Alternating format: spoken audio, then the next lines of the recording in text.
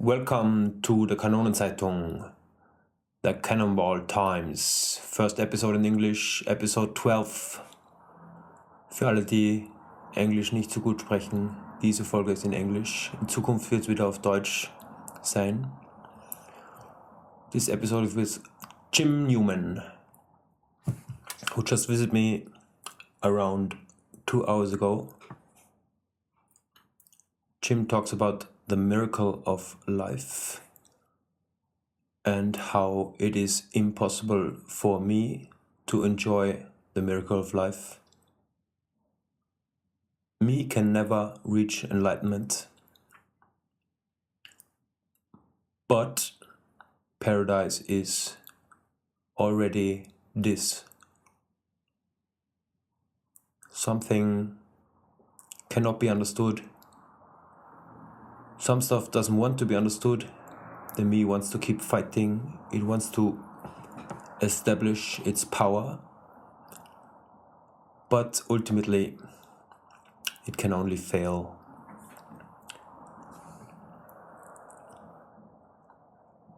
Jim is a non-dualist. He's friends with Tony Parsons.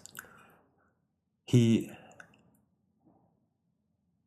lived in Vienna now for 17 years. Just recently moved to St. Pölten, as I said, the glorious capital of Lower Austria.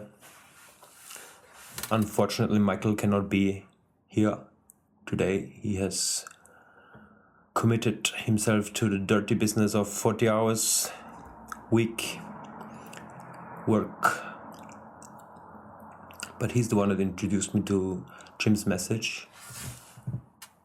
Also to Tony Parsons' message. Please enjoy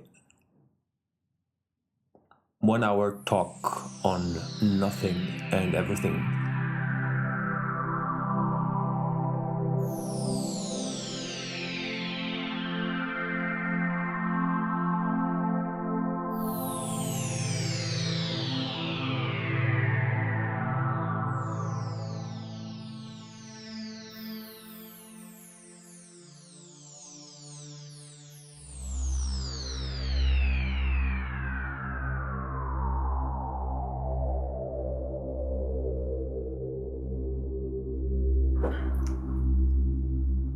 Looks fine, no? Yeah, I have no idea.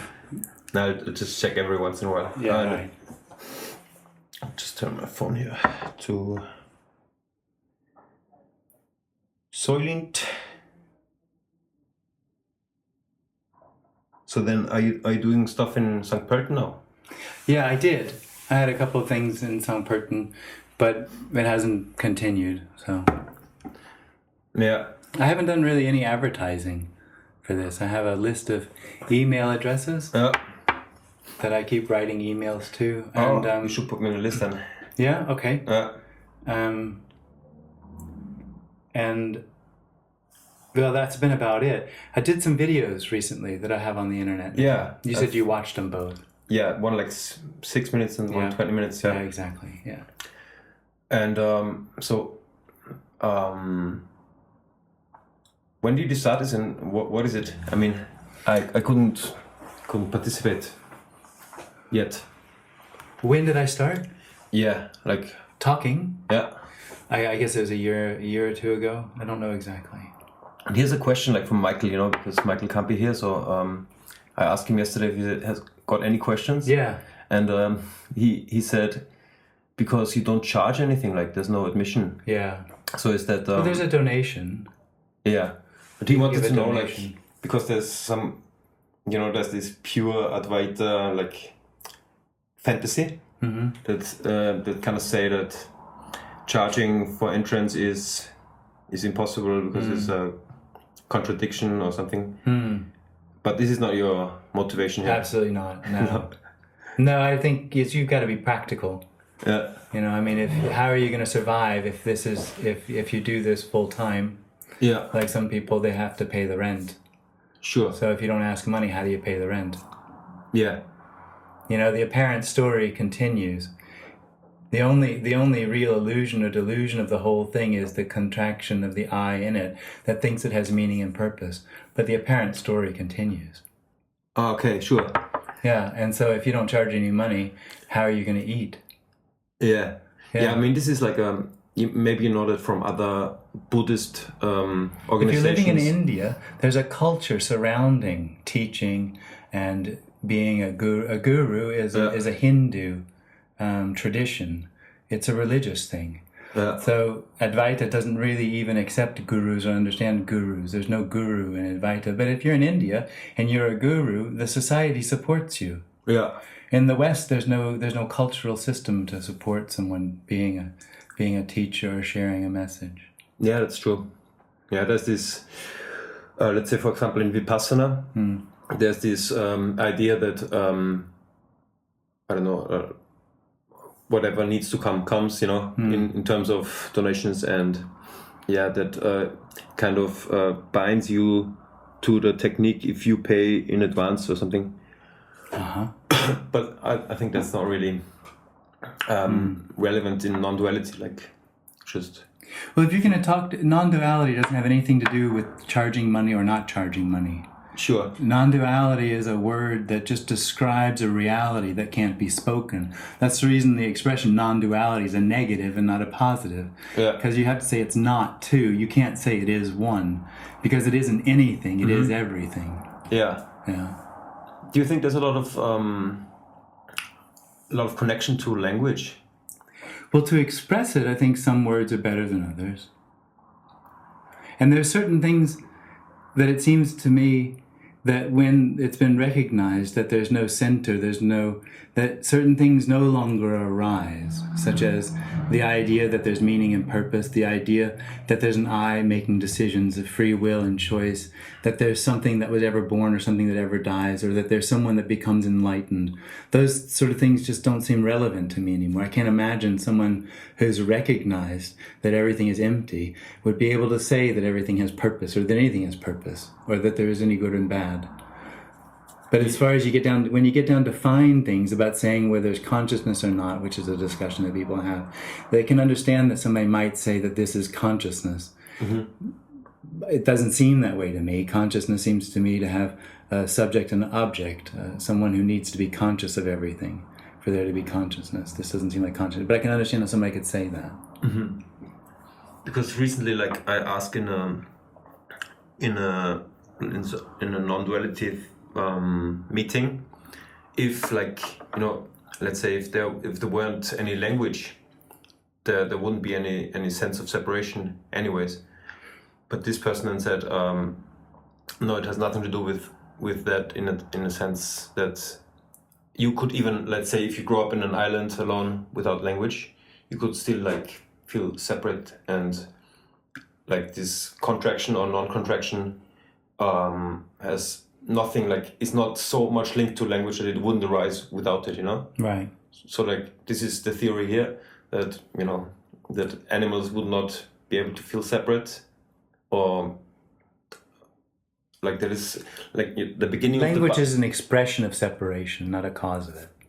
Okay. What do you think about these first words of the Bible? Isn't that at the beginning there was a word? Yeah.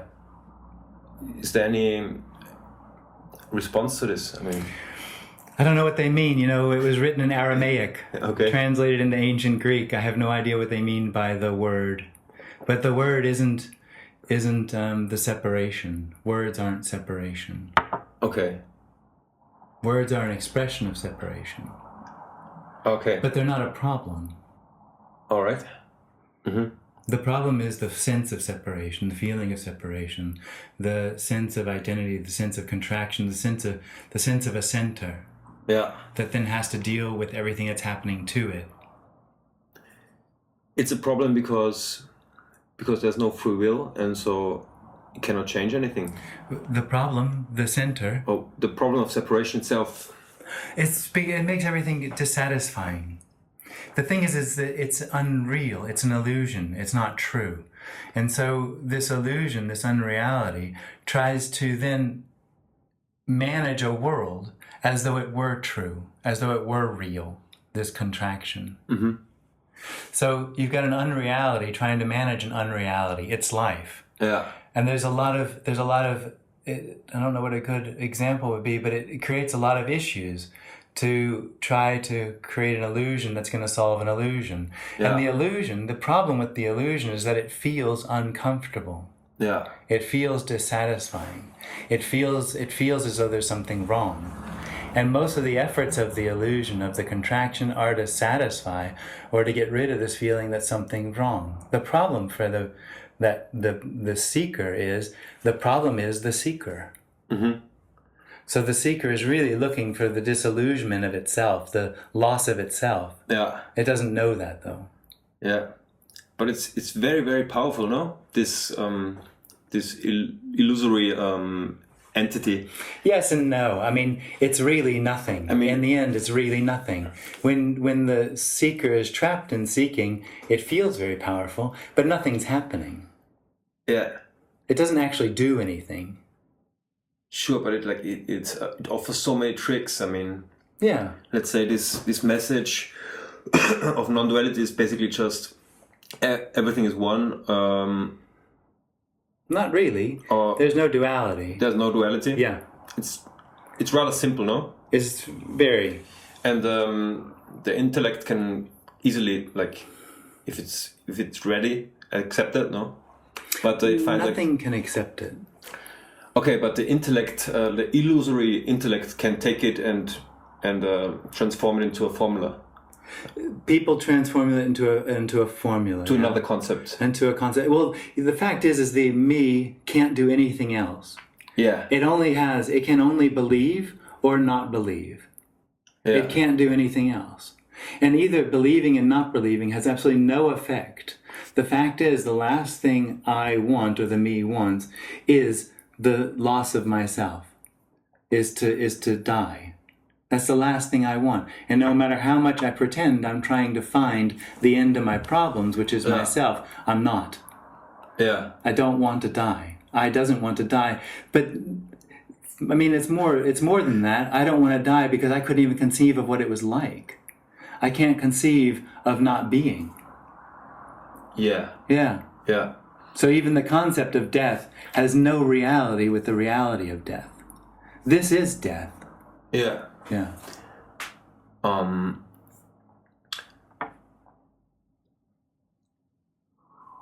I expect that you wouldn't like to talk about like processes, right, of liberation or something like that. But I still wanted to mention this. It's something that's like in many spiritual practices, which is kind of uprooting, right? So like, let's say in Vipassana, do you know what Vipassana is? Mm-hmm. Yeah. Then there's this. I've done it. Oh yeah. Oh yeah. Me too. I loved it. What? Me too. Yeah. Yeah. I loved it, but I was on a blacklist because of medical issues, and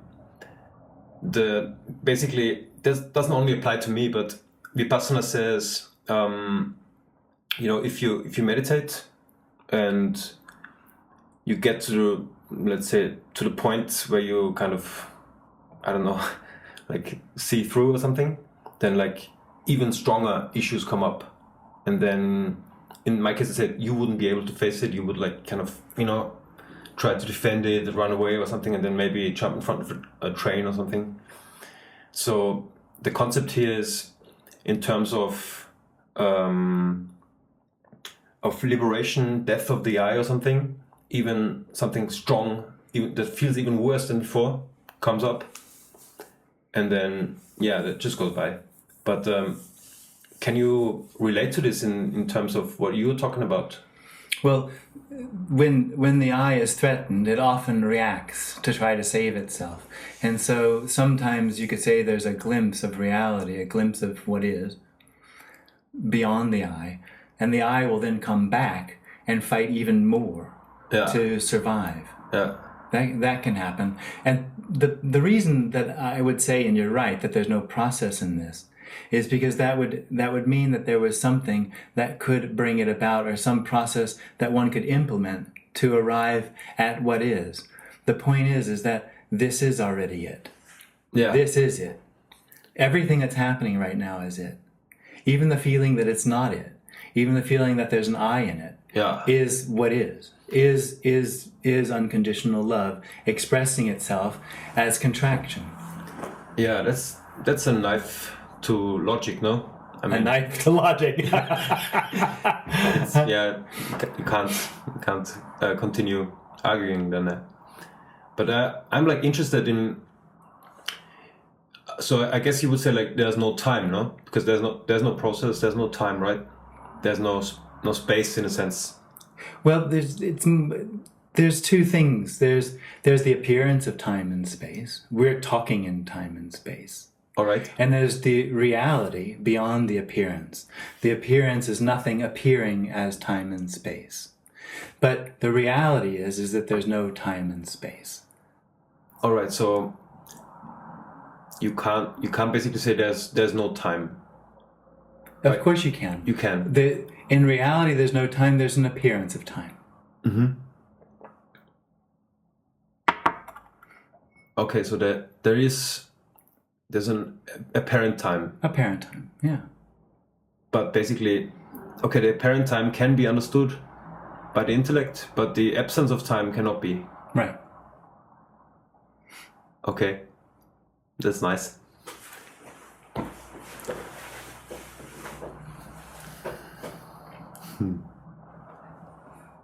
Let's see, I took some notes.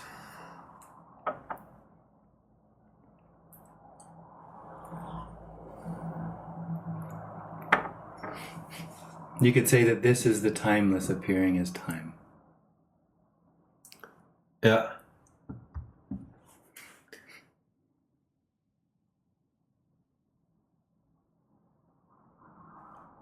So this is not about happiness, right? For me, it's all about happiness. Yeah. It's all about finding happiness and avoiding pain. It can't do anything else. It's completely and utterly trapped. Yeah. It literally can't do anything else except try to survive and try to know everything and control everything. Yeah. Yeah, that's what it does. Yeah. It's also an expression of unconditional love. Do you ever offer anything? Like, I mean... What would the point be? I mean, I understand the question. The me is completely helpless. It can't do anything. It never has done anything. Yeah. It has no free will and choice. So it couldn't do anything even if there were a suggestion. And any suggestion would suggest that what is isn't it. And that's not, it is it. This is it. Yeah. Even the appearance of me is it. This is what's looked for, exactly as it is. This. Yeah. The whole bit, the whole thing, this. Beautiful, no? Yeah. Because, I mean, here there were some wrong conclusions, I would say, because, let's say, maybe you know that from people that visit you in your meetings, that the mind goes like, okay, there's nothing, like, so the conclusion is nothing matters, right? So I wrecked my mother's car, like I drove it like full speed. Mm-hmm. I should say that for insurance, but anyways, I drove it into the wall. Mm-hmm. But like I stepped out of the car and there was this kind of fucking hell, like she told me before, just before I got in the car, but there was no arising of feeling sorry. I couldn't, but it was not, let's say, it was not real in a way that there was this pseudo conclusion that, you know, nothing matters. So whatever, you know, if this car is broken or it's not broken, it doesn't matter. But at this moment, this seems like a fake nihilist conclusion, just because these things in a way are all irreal, like not real. It doesn't mean like I can just put like a fog of nothing matters on top of everything, right? So I was like, trying to get to the point that there can be offerings, no? There can be, I'm getting kind of lost here, but well, nothing matters. Nothing matters. Yeah. Because nothing's happening. Nothing is happening. This isn't going anywhere. This didn't come from anywhere and doesn't go anywhere. Okay. So do you see any danger of wrong conclusions to... Who's going to do it? I understand the idea that someone could say, oh, right, now non-duality or whatever, this theory, this philosophy says there's no responsibility. So I can do whatever I want. But Okay. who's going to do it? Who's going to make the choice? Nobody's ever made a choice.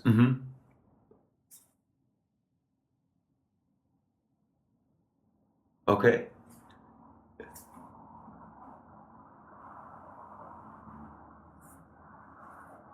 There's no understanding, but it's like perfectly clear, no?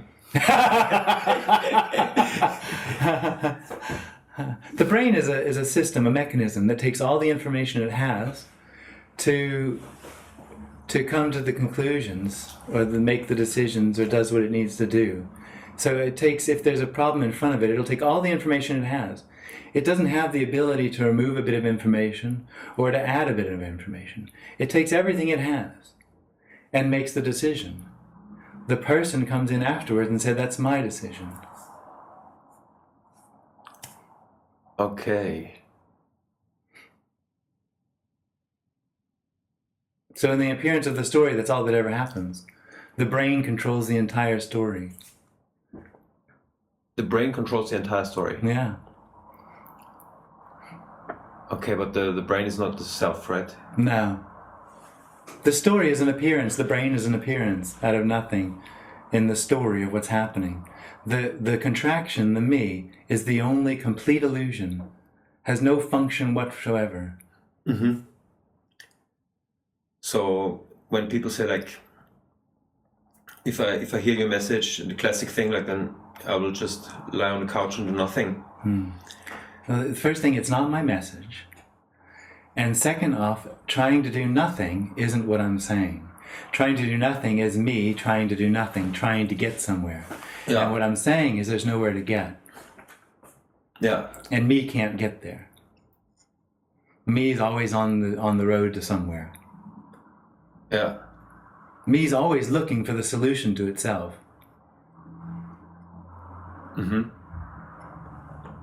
That's called progress. That's called progress, yeah? Yeah. The solution to itself. That's why there needs to be a new iPhone every year. Yeah. Because I need to feel better. And if we get far enough, at some point I'll feel better. That's the idea.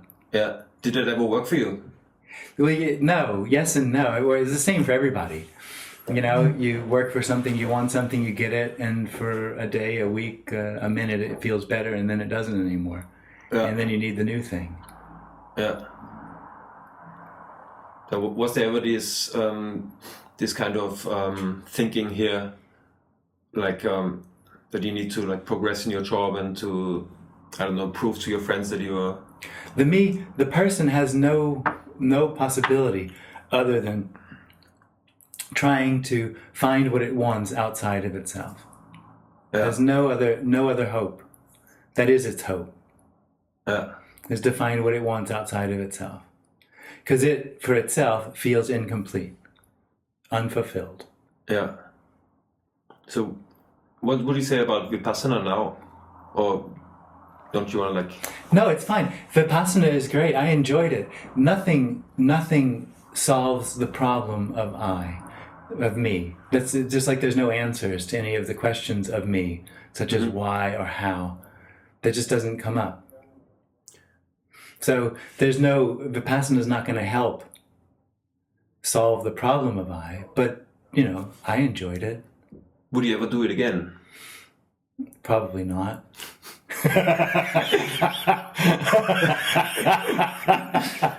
Yeah. Would you ever sit down and do 20 minutes? I do. You do? Yeah, sometimes. Not as an exercise, if I'm going to sit down and do 20 minutes. But sometimes it's just like that. Like you would close your eyes and sit straight. I don't know about sitting straight, but yeah, sort of meditating. Yeah, that can still happen.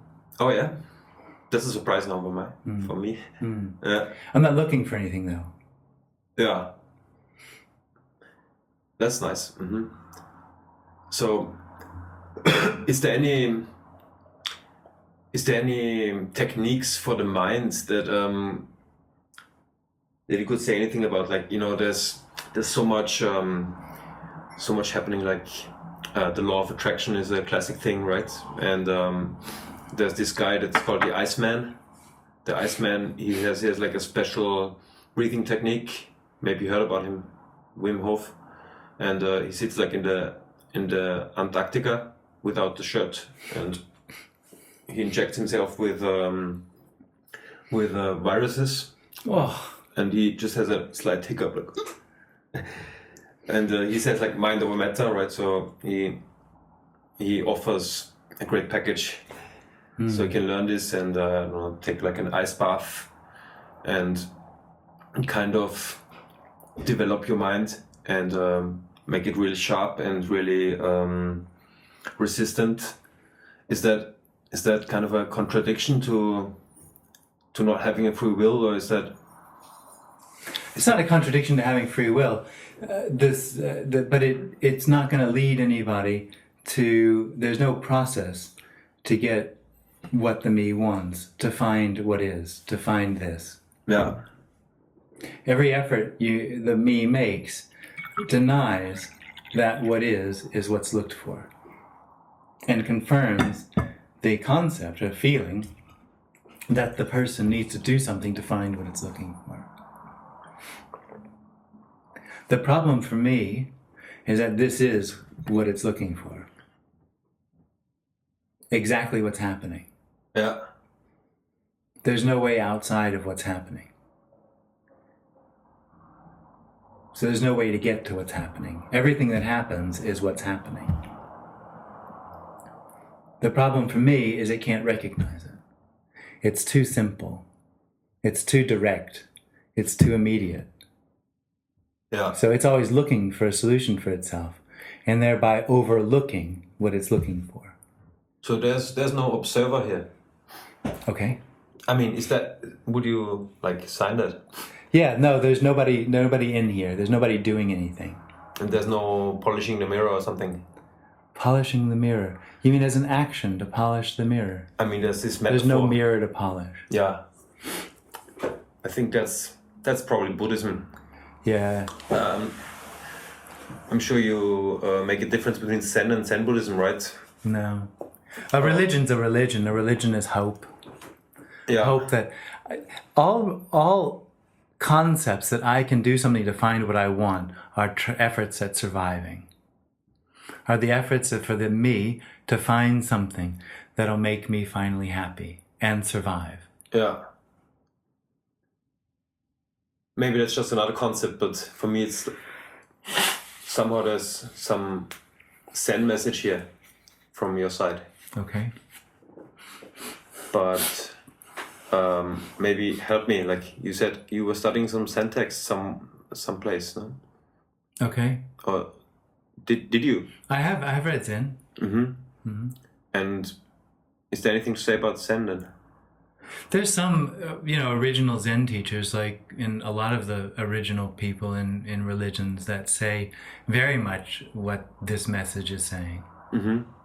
It gets, I think I said it in one of my videos, that I'll read something about having to see things as pure, or having to see things as paradise, or not grasping, letting go. The thing is that what is purity. It is pure. What is new. What is paradise. This is truly paradise, not in some fantasy way, but in a very, very real way. This is paradise. Yeah. And because the me can't see that or hear that, it thinks that it has to do something in order to see or perceive or hear that. So it thinks that me has to become pure. So when you read Zen text, you hear them saying you have to see things are pure, you have to become pure to recognize things are pure. It's the only thing me can understand. And that's the problem I find with a lot of religions, is they've been sort of twisted. Mm-hmm. The reality is said by the first person who recognizes it, that this is pure, and then a me hears it and says, oh, I have to be pure. Yeah, because like if you Even me is pure. There's nothing not pure. Yeah, but the problem is like with your stuff, we won't be able to make like a imperium of well-being. No, I can't even make anything out of it. It's not my message. Yeah.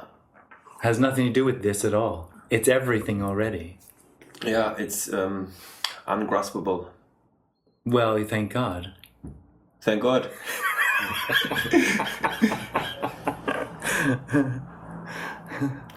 So this is lush. Do you Lush? lush? Is that a real word? I don't know. Lush? I don't know it. I don't know the word. Rich or like juicy? Lush. Yeah, lush. Lush. Yeah, lush. Mm-hmm. Is it? When you talk about paradise, yeah.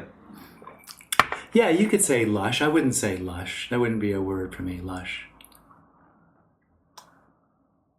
Okay. It's full. It's full. Mm-hmm. Yeah, I go with full. Yeah. Empty fullness. Yeah. And what happens then? Like everything is so full and so nice. No. Okay. It's not a state. Okay, you have a question. Yeah. I want to go to this because it's so mysterious that like every fucking day I lie down on my bed and then lights go out and like, there's some falling into some area. What is this? I mean, yeah, can't understand that. Mm-hmm. There's no theories, no? No, I can't say what's happening there. Yeah. Do you sleep every night? Do I sleep? This body sleeps. Yeah. Like you sleep a lot? Nights. Not exceptionally, no, I don't think so. Okay. It's pretty ordinary. I think one thing that's often misunderstood is how ordinary. The me is extraordinary, is special, is important. And when there's no one left, then it's seen that everything is simply ordinary. Yeah. And natural. A lot more ordinary than the me. The me has a story which goes up and down, has lots of really important and unimportant things, lots of positive and negative things. Yeah. That's all very important, the story. When there's no me left, there's just what's happening, which is a very even sort of state. It's absolutely not special. Yeah. So I guess you wouldn't party a lot or something. I don't see why not. I don't, but why wouldn't someone? Okay. There's no rules. Absolutely no rules. What's recognized is there's no good and bad. There's no right way or wrong way. The me is constantly tortured by its ideas of how it should be in order to get what it thinks it wants. Acceptance, approval, control, knowledge, whatever. And the fact is that when the me falls away, it's recognized that there's nothing that needs to be. Nothing needs to be done. Nothing needs to happen for what is to be. There's no right way to be or wrong way to be. Yeah. It's freedom. Yeah, that's freedom, huh? It's freedom, yeah. How do you like this story? Like, I was born. Okay, but let me finish. And then they gave me a name, and like when I was a kid, I was repeating this name. Like I was really proud. Like my name, my telephone number, my address, and maybe my birth date, and I could say like really fast. And at some point, I kind of this got mixed with like who is living here and who's perceiving, and then it got really ample. Like it got problems and preferences and achievements, and then spiritual path, achievements, and then there came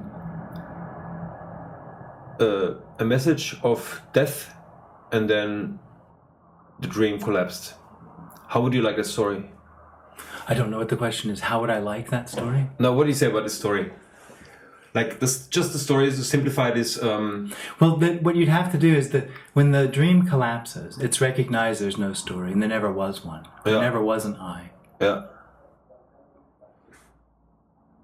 I see.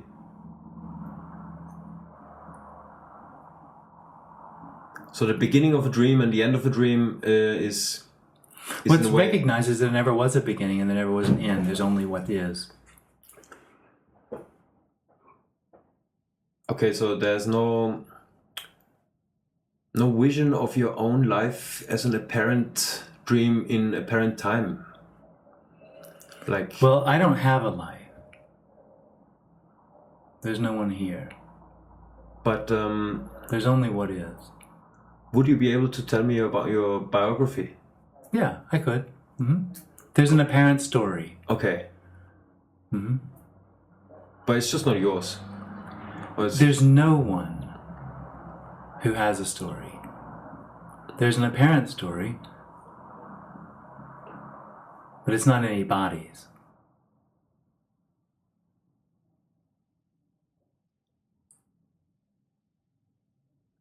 And it doesn't happen chronologically, that from the past to this. It happens from this to the past. So this is the creation of everything. The past and the future come out of this. So if I was to remember a story, that would be this, remembering a story. It doesn't confirm the story. Mm-hmm. So we talk...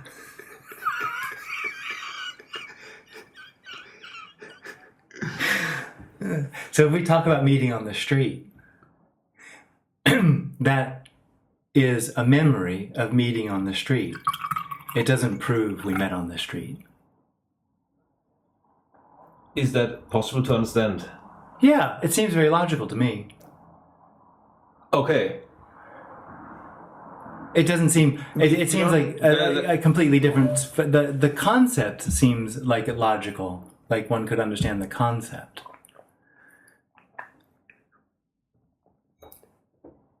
I mean, I understand that there's this meeting on the street, like, where is it? It's only... It's a thought. Something called a thought or it's a memory. Yeah. Okay. Yeah, and that's its reality. Okay, I mean, that's rather simple, no? Yeah, I think so. And the connection on a line of these things, like you were driving around here in circles, then I came down to the street, we met and we came in here. It's just an idea. It's a memory. Yeah. It doesn't prove anything happened. It exists nowhere. Yeah, it's a memory. It just is what it is. Yeah. So are we still in the first moment, basically? Are we still in the Big Bang here? Well, there's no we, and there's no first moment. There's only what is. Okay. If you go to a Big Bang is a story. If you go to a moment, you have a story. If you go to now, you have a story. You have someplace to be. What is, it's so impossible to talk about. It cannot be described, the reality of what is. It's so singular and so radically simple that it just doesn't make sense. Yeah. It's just so radically what it is, immediate, that it just doesn't, there's no time in it for somebody to create a concept about it. Anything can appear within it. That's super scary, no? For somebody. Yeah. Yeah. Yeah. So do you think insanity arises from this? No, I think sanity arises from this. I mean, it depends on what we're talking about. If we're talking about in the story, yeah, I think the me creates a lot of insanity. I think being me, trying to make my life work in a hopeless situation is insane.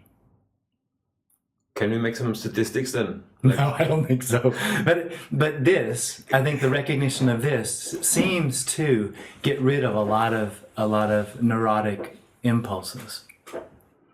Hearing this message can have an effect on people, sometimes, not always, of dislodging concepts and ideas, of unraveling the contraction, either completely or partially, in which the person relaxes, and the life is then, has less of the contraction in it, which makes it easier. Yeah. It can also have the opposite effect. Like what? Well, people are then either afraid or just don't hear anything in it for them, recognize anything in it, and rebel against it. It makes the me contract more. Yeah. Yeah.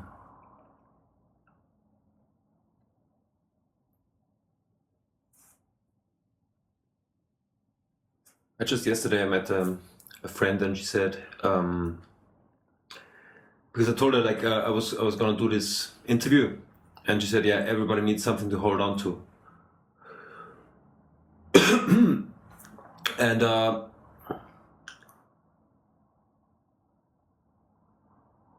nothing end, but there's a lot of I think misunderstandings, or it's impossible to understand this, but It's not really. I mean, the reality of it is beyond understanding. yeah. But the concepts around it are easily understood. It's not hard to understand it. There seems to me a willing misunderstanding of this message often. Uh-huh. People would prefer to stay in misunderstanding than confront the reality of what's being said. So people will say that this message is saying there's nothing you can do. And that's not what the message is. The message is there's no you. There's no free will and choice. So it's not a description. I mean, it's not a prescription. It's a description that there is no you. It doesn't say you should or shouldn't anything, because there is no you that could or couldn't anything. Okay, so the mystery is this, but it's not the message. I mean, you said that the concept of the message are understandable. Yeah. But the concepts aren't the reality. Yeah. Understanding what, the concepts that we're sharing isn't the reality of what's being shared, isn't this.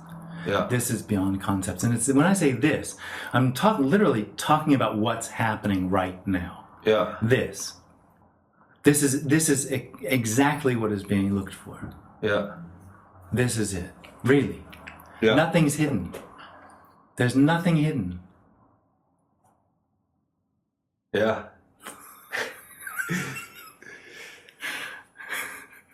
So, I guess I know the answer, but is it also a mystery that there's so much resistance against? No, not at all. when the I dropped here, when the contraction dropped here, I was surprised. I didn't realize it, but I had fought the entire time against it. You had thought or fought? Fought, okay. I, the me, does not want to die, doesn't want to let go. Yeah. It really thinks it's doing something. It really thinks it's in control, and it really thinks it has to do it. It really, really does. Yeah. And it can't do anything else. It can't think anything else. It can't. So, no, it doesn't surprise me at all that there's resistance. The resistance and the resonance can often be there at the same time. So that somebody can resonate with this, with the message, but the me is still trying to do something about it. Okay, I'm but this is just a concept, but I'm referring to why is there so much resistance in society, or like why is there not any non-dual newspaper? Why is there only? This is the absolute worst message that could be told. It takes everything that the me is living for, or thinks it's living for, and turns it on its head, pulls the rug completely out from underneath it. It's just the worst message. It leaves the me with absolute nothing. It is, but in another way, it makes like there's freedom in it, and Totally. and fun and everything. Yeah. So That's a mystery, yeah. I mean, you turn on this thing here called television, and it's full of, there's a lot of messages saying like, you gotta do it, man. This is your last chance. In 20 minutes she's gonna marry. You gotta go there, go to the church, like give your best or something. The me can't do anything else. Yeah. The me is completely trapped in the concept that it's in charge of its life. Yeah.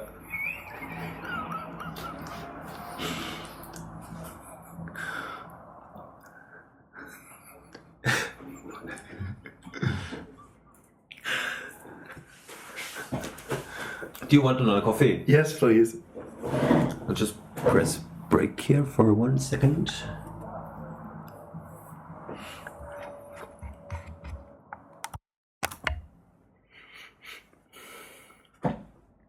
Yeah, we were just talking about Nietzsche, right? Yeah. And Osho, yeah.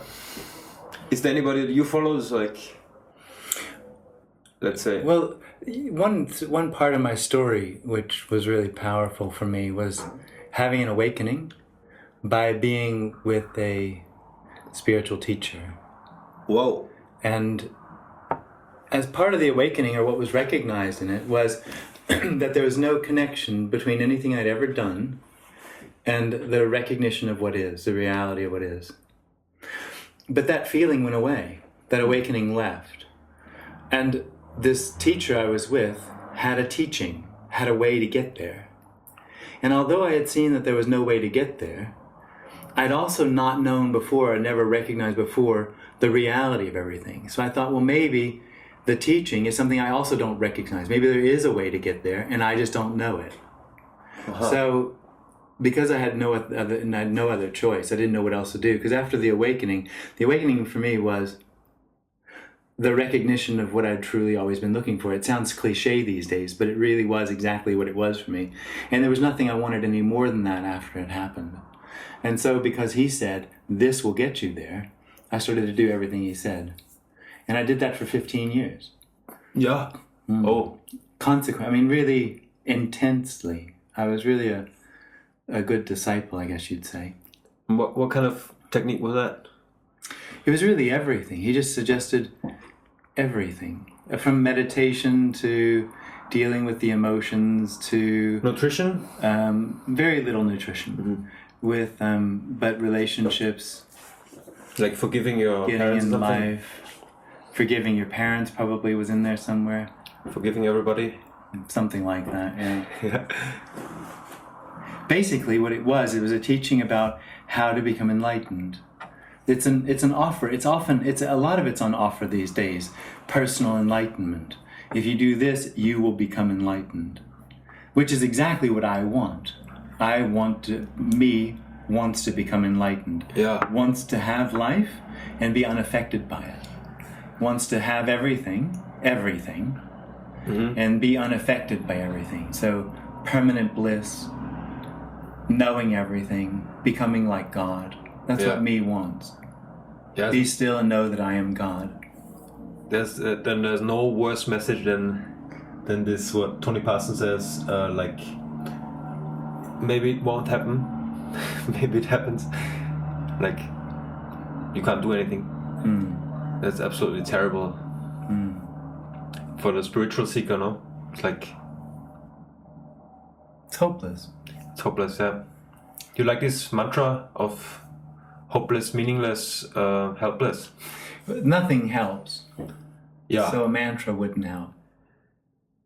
Yeah, okay. Because nothing can choose this. Nothing has any choice. So there's no way to choose what is. Nothing can make that choice. And you said earlier it's not a state, right? It's not a state. You don't want to like achieve a state. Right.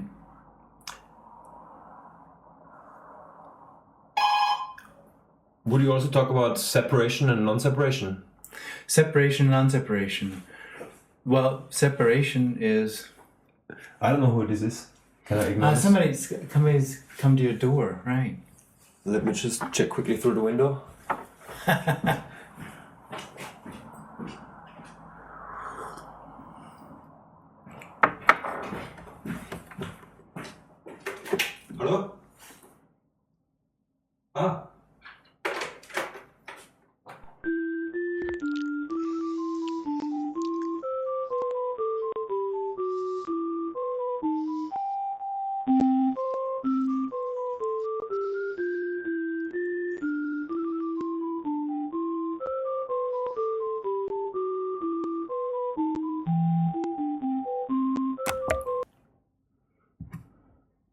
Yeah.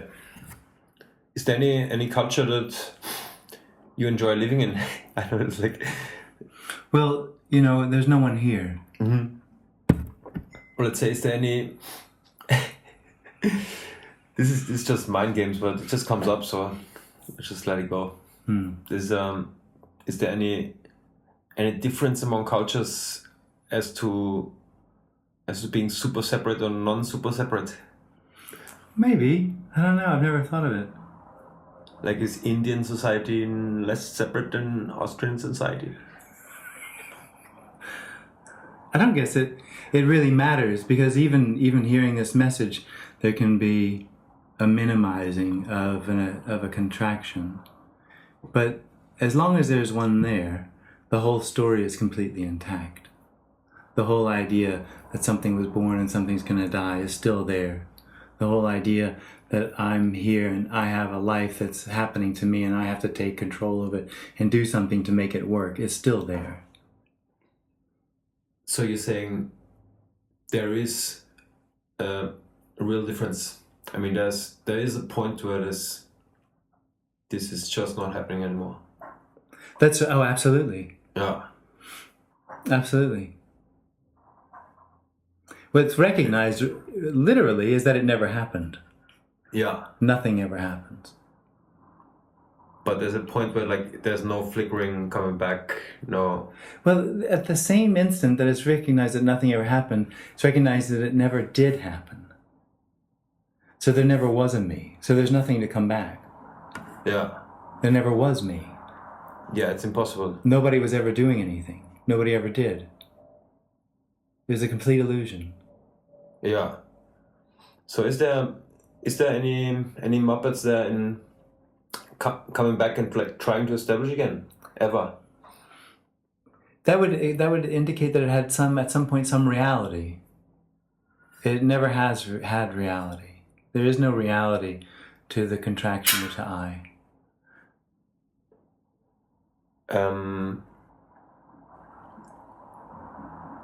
There's no reality. There never was a me. There's no me. There's no me. There's no me. Is there any me believing to be there? I don't know. Is there one there? There's like There's none here. there's something believing here that some people, okay, that's a complete story, but like grow old and never lose believing being a me. Most people never give up believing. It's not a belief. Me isn't a belief. It's really a psychosomatic state, meaning the body has a tension in it, and around that is an idea that sort of collects to it as a point of I, of me. And that construct is me. It's not a belief. Because if it were a belief, you could just stop believing it.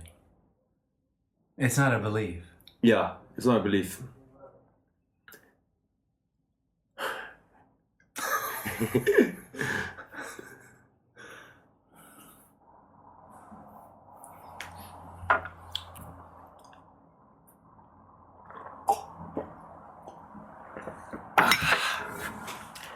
Let's see if there's anything I really wanted to bring up.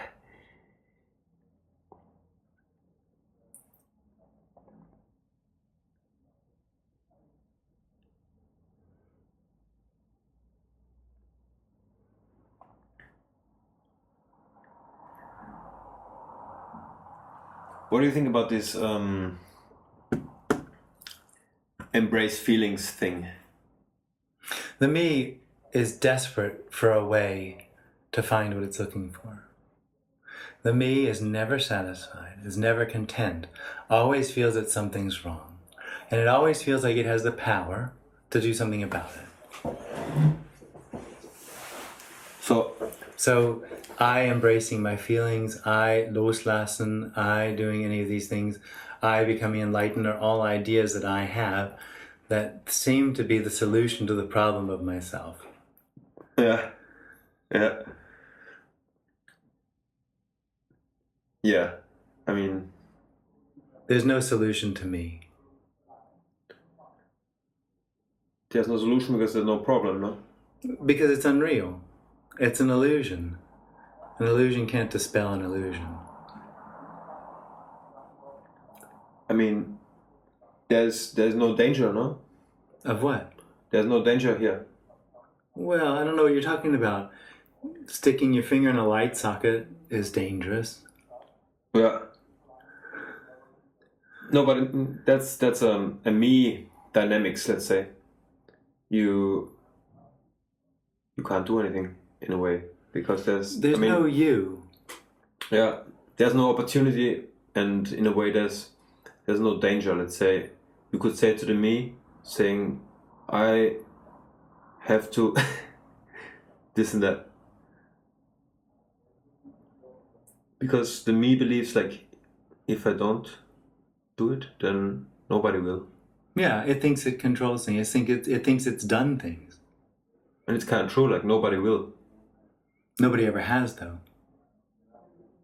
Nobody does, Right. let's say, like Nobody does anything. nobody does this, Nobody does this. Absolutely not. Yeah. but in the sense like nobody does this. You want some more water? Yes, please. Beautiful.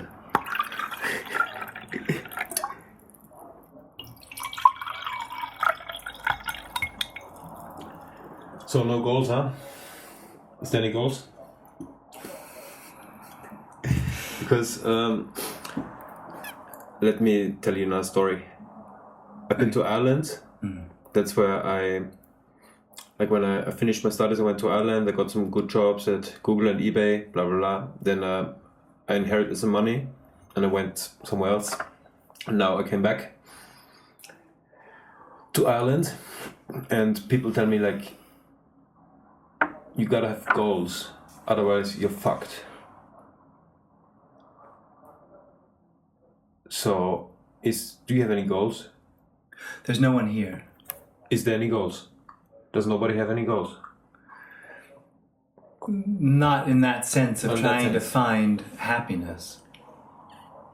Yeah. The goals of me are to try to find a state of happiness, a state of contentment, Yeah. and it can't find that. But that's why me says that, no? Like, you gotta have goals. Because without goals, like, where you gonna go? There's gonna be despair. That's what me says. Like, because you gotta like. Me will never find what it thinks it's looking for, and it's never outside of what it's really looking for. Never outside. Yeah. Never separate from. It can't look at itself. Well, the whole story appears within this. What's happening? The whole story is what's happening. Mm-hmm. So the story and the me appear in what's happening. And the me is looking for what's happening. It's looking for what is. So it appears within what is. But it can't find what is. Because it experiences itself as apart from what is.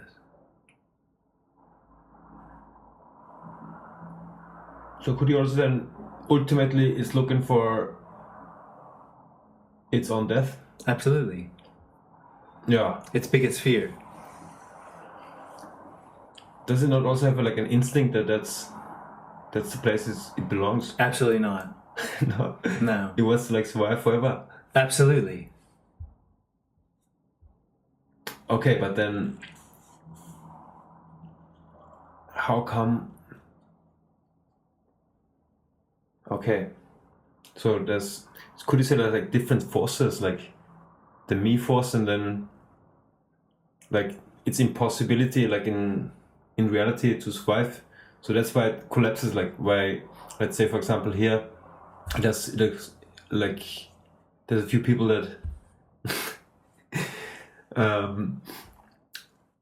like me just tries everything to survive, but because it's unreal, it just Like every other time it dies? I don't understand what you mean by it does die, and it dies a lot in a lot of people. It happens a lot. If people often listening to this message, the me just falls away. It's so thin. It seems really big. It's like the guy behind the curtain in The Wizard of Oz, making everything happen. But in the end, it's just nothing. Less than a little guy behind a curtain in The Wizard of Oz. Yeah. It's so thin. It's so immaterial. It's so unreal that it can just fall away. And it does fall away a lot. Yeah. Through hearing this message or for no reason at all. You think that the me might develop even stronger strategies? Is that a force of evolution? Then he gets it's a new challenge, a non-duality message. I think the me is getting stronger, actually. If you look at popular culture, if you see famous people, if you see just sort of this me thing of the frenetic need to survive, to be important, to be famous, I think that's all very much me. Yeah. I think the whole culture is sort of reaching a sort of a crescendo. If you think of everything that we have now in the story, compared to what we have had, and I think what's so powerful is it's not working. Yeah. Nothing seems to work. That's a nice double sense. Yeah. Nothing seems to work quite nicely. Yeah. Yeah. Yeah. So can we hope for an explosion? Well, nothing helps. Yeah. I mean, the me might, the individual me's might go on becoming more and more contracted, seeking more and more frenetically, not after what they're looking for. Is that the difference between hell and paradise in Catholicism? Maybe.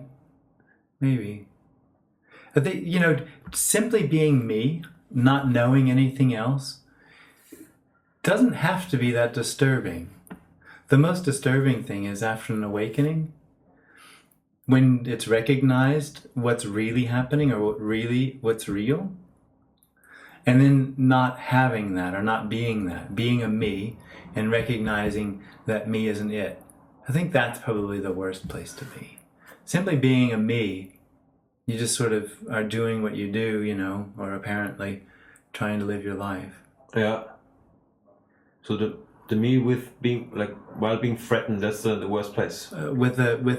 Exactly. An awakening is extremely threatening to me. Yeah. Yeah. And so the me, for example, being like a pop star or something, that's not a real problem then, right? Or being a what do you say, a worker, a hand worker, yeah. Not a problem. Not a problem. But does this guy, let's say here, does he have to be special then, as me, kind of special? The me is always special, but we don't know. There might be no one there. That's possible, yeah, sure. Just doing his work. Yeah. There's no reason for there to. I think there's a lot of people who've recognized this and don't talk about it. That's amazing, huh? Yeah. You want to walk through the streets and ask everybody? Is there someone here? Yeah. I'm sure it happens a lot. Yeah, sure, no? It's always this romantic vision of the mountains where these people live in. Or the teacher thing, that the teacher is going to be special or have special powers or be something like that. It's all an effort to keep the concept or the idea of no me away from me. The me has to make all of that very special to keep it away. So as long as I'm trying to become enlightened, because I never will, I never have to die. I didn't get that. The teachings that are offered about personal enlightenment are exactly what me is looking for, because it'll never happen, which means I'm safe, trying to become enlightened. Yeah. Yeah. Ooh, 20 years of transcendental meditation. Yeah. For nothing, huh?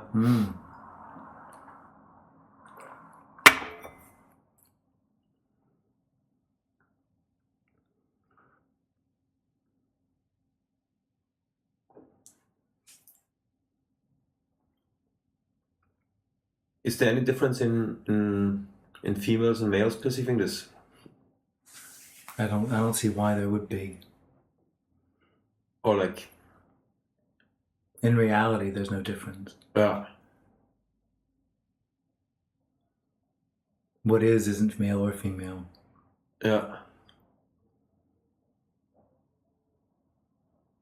Or what is male and female. Yeah. Yeah.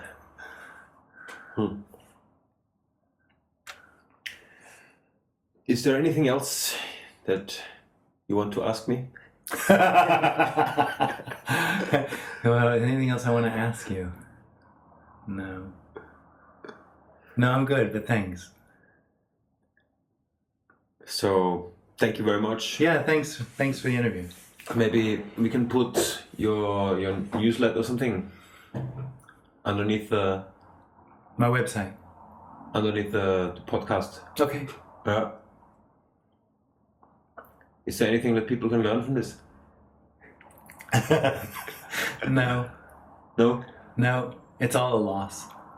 It's all loss. And the funny thing is the me absolutely does not get what loss means. It actually believes that loss means gain. It really thinks it's going to get something. Ah, yeah. It doesn't get what loss means. Yeah. What is it then? Go back to the blue circle.